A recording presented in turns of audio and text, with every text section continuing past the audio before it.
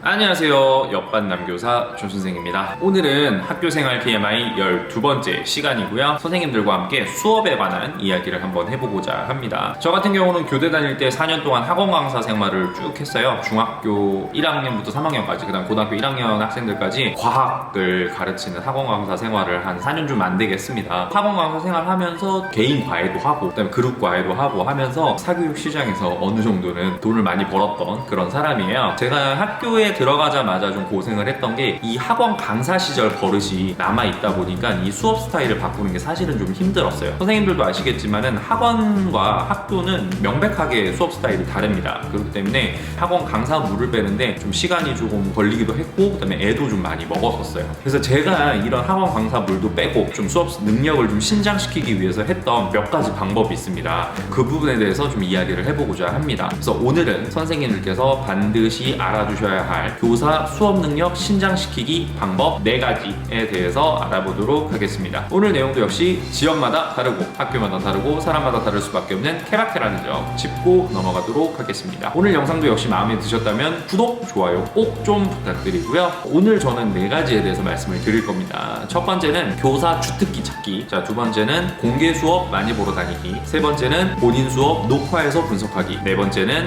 한 달에 2번 이상 공개 수업처럼 준비해보기입니다. 이렇게 해서 4가지 내용을 준비했으니까 선생님들께서 오늘 내용 한번 잘 들어보시고 본인의 수업 능력을 신장시키는데 큰 도움이 되셨으면 좋겠습니다. 그럼 영상 시작할게요.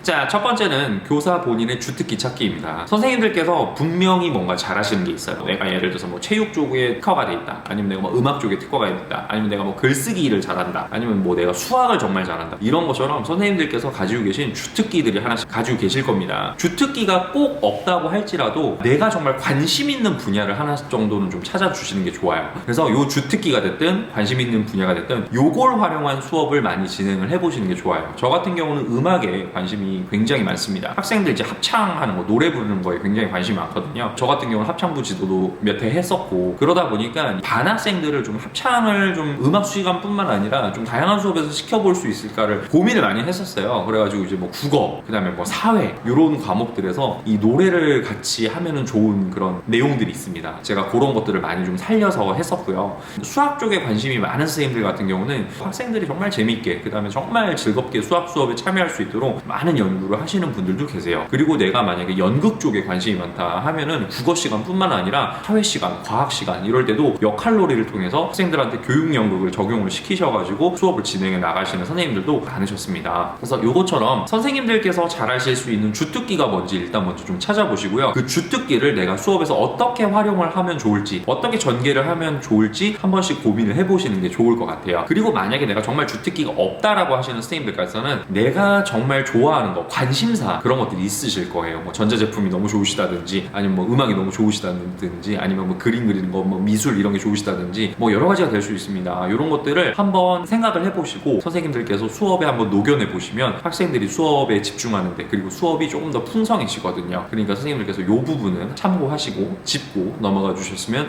좋겠습니다.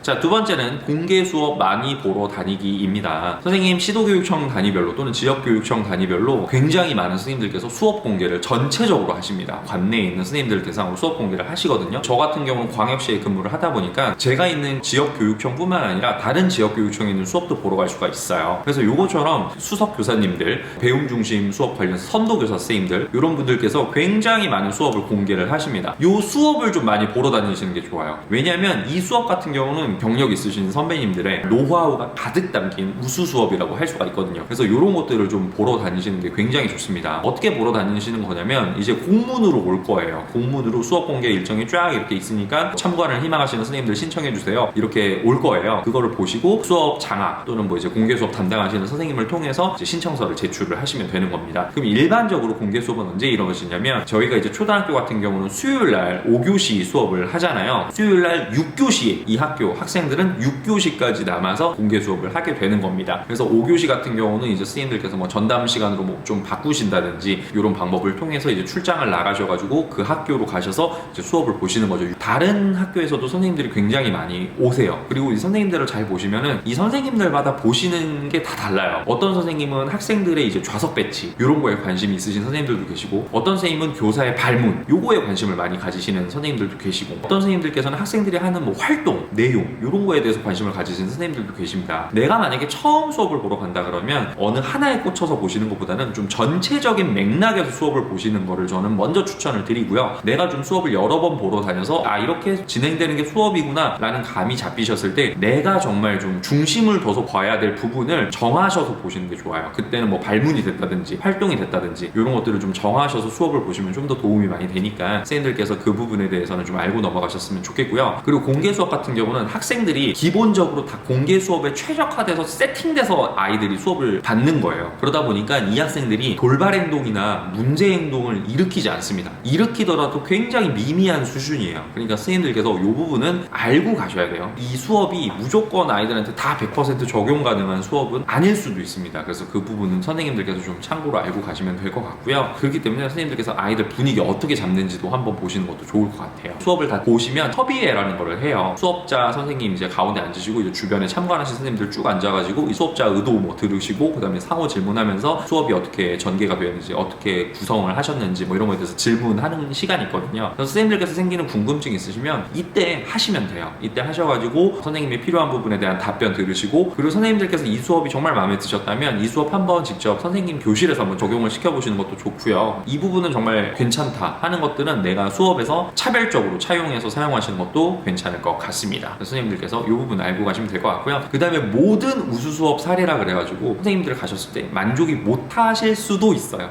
내가 기대했던 것보다는 기대에 못 미치는 것 같다라는 수업들이 있을 수 있거든요. 하지만 이 수업 내용 안에서도 선생님들께서 분명히 배우실 점들이 있습니다. 그 부분들 차별적으로 가지고 오셔서 선생님 수업 하시는데 조금이나마 좀 도움이 될 수 있도록 활용을 해보시는 것도 좋을 것 같습니다. 세 번째는 자기 수업 녹화해서 분석하기입니다. 선생님들께서 마이크로 티칭이라는 거 들어보셨을 거예요. 장학하는 방법 중에 하나인데, 이제 자기 수업을 녹화를 다 해가지고 이제 그 수업을 이제 여러 명이 돌려보면서 또는 뭐 개인이 보면서 수업을 이제 분석을 해가는 게 이제 마이크로 티칭이라고 보시면 됩니다. 근데 이제 이 수업 녹화 같은 경우는 선생님들께서도 아시겠지만은 굉장히 부담스러운 작업 중에 하나예요. 손발이 오그라들고 굉장히 부끄러운 일입니다. 왜냐면 내가 내 수업을 하는 걸 본다는 것 자체가 굉장히 부담스러워요. 사실은 처음에는. 그렇기 때문에 선생님들께서 어떻게 하시면 되냐면, 저 같은 경우는 이게 너무 부담스러워서 처음에는 제 목소리만 녹음을 했었어요. 핸드폰에 녹음기 켜가지고 40분 동안 풀로 이제 녹음을 뜨는 거예요. 그럼 이제 제 목소리도 들어가고 이제 학생들 목소리도 들어가겠죠. 그럼 이제 목소리를 통해서 내가 했던 발문들, 내가 했던 교수 화법들, 그 다음에 학생들이 말하는 답변들, 그리고 답변에 대한 피드백들, 이런 것들을 면밀하게 좀 들어보면서 이제 내가 뭐 잘못된 거는 없었는지, 발전시켰으면 좋겠다라고 생각하는 건 없었는지, 수업 내용에서 좀 부족했던 건 없었는지, 더 했어야 되는 건 뭐였는지, 이런 것들에 대해서 좀 비판적으로 많이 좀 분석을 했었습니다. 도움이 됐고요. 이 목소리를 듣는 게 처음엔 좀 어색하다가 나중엔 좀 많이 익숙해지더라고요. 그때는 이제 제가 동영상을 아예 찍었어요. 40분을 책상이라든지 아니면 뭐 거치대든지 뭐 삼각대라든지 이런 걸 해가지고 핸드폰으로 찍던지, 아니면 학교에 있는 뭐 카메라 빌려와가지고 찍던지 이런 식으로 해가지고 저는 녹화를 다 떴었어요. 녹화를 떠가지고 이제 그거를 40분 동안 동영상을 보면서 제가 했던 손 제스처, 제가 했던 말들, 제가 움직이는 거, 뭐 건들거리는 거 없는지 그런 것들을 좀 많이 분석을 했었습니다. 그다음에 학생들은 어떻게 수업을 듣고 있었는지 그런 것들도 보게 되거든요. 그리고 이런 거 할 때 좋은 게 뭐냐면, 수업을 녹화를 하게 되면 선생님들 잠버릇들이 있어요. 수업을 하실 때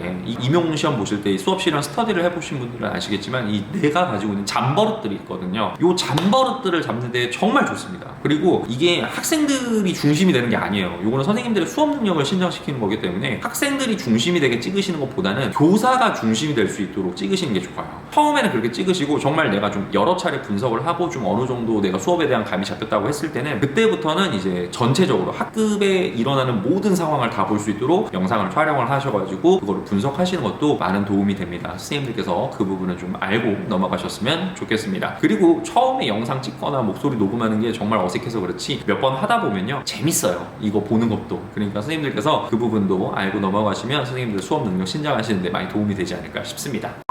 자, 네 번째는 한 달에 2번이라도 공개 수업처럼 수업 준비해보기입니다. 선생님들 공개 수업 시즌이 되거나 장학 시즌이 되면은 수업 준비 엄청나게 열심히 하십니다. 정말 세안 짜시고, 뭐 학교에 따라서는 뭐 야간 짜는 학교들도 있지만 뭐 일반적으로는 세안 짜시죠. 임상하실 때는 또 세안 짜야 되고, 이런 지도안 준비뿐만 아니라 수업 활동 준비, 교구 준비 뭐 이런 것들 엄청나게 많이 하십니다. 선생님들이 요때만 하시는 게 아니라 평소 때 한 번씩 해보시는 거예요. 그래서 저 같은 경우는 뭐 일주일에 한 번, 2주일에 한 번씩 하는 걸 좀 추천을 드리고는 싶은데, 사실은 저도 신규 때 요거를 제가 같이 계셨던 교감선생님께서 알려주신 방법인데, 한 달에 솔직히 2번 이상 준비하는 거 쉽지 않아요. 정말 어려워요. 정말 힘들고, 정말 1, 2주에 한 번이 안 된다면 적어도 한 달에 한 번 정도는 해보시는 건 어떨까라고 좀 말씀을 좀 드릴게요. 한 달에 한 번 정도는 내가 내 수업에 대해서 세안도 한번 짜보고, 활동도 여러 가지 좀 정말 심혈을 기울여서 준비도 해보고, 그다음에 아이들 분석하는 자료도 한번 넣어보고, 단원 목표부터 학생들 실태 분석까지 이런 거 다 넣어가지고 한번 지도안 짜셔가지고 한번 수업을 진행해 보시는 게 굉장히 많은 도움이 됩니다. 그래서 선생님들께서 요거는 좀 해주셨으면 좋겠어요. 그리고 정말 의지가 있고 의욕이 있으시다면 내가 쓴 지도안, 그다음 내가 준비한 활동들 이런 거 가지고 교감선생님이라든지 아니면 학년 부장님이라든지 아니면 학교에 수석 선생님들 계시면 수석 교사님들께 찾아가가지고 이제 한번 보여드리면서 선생님 저 이렇게 한번 수업해 보려고 하는데 어떤지 한 번만 좀 봐주세요. 조언해 주시면 정말 너무 감사할 것 같습니다. 말씀해 주시면 그분들이 여러분을 내치지 않습니다. 여러분이 수업을 신장시키기 위해서 준비를 해서 가져오신 거잖아요. 어떻게 한마디라도 도움을 주시려고 해주실 거예요. 이것도 한번 활용을 해보시면 굉장히 큰 도움이 됩니다. 그리고 정말 공개 수업처럼 열심히 준비한 수업 이렇게 많이 몇 번 해보시다 보면 나중에는 내가 정말 일반적으로 하는 수업도 굉장히 풍성해지거든요. 그래서 선생님들께서 이 부분을 좀 알고 넘어가 주셨으면 좋겠습니다.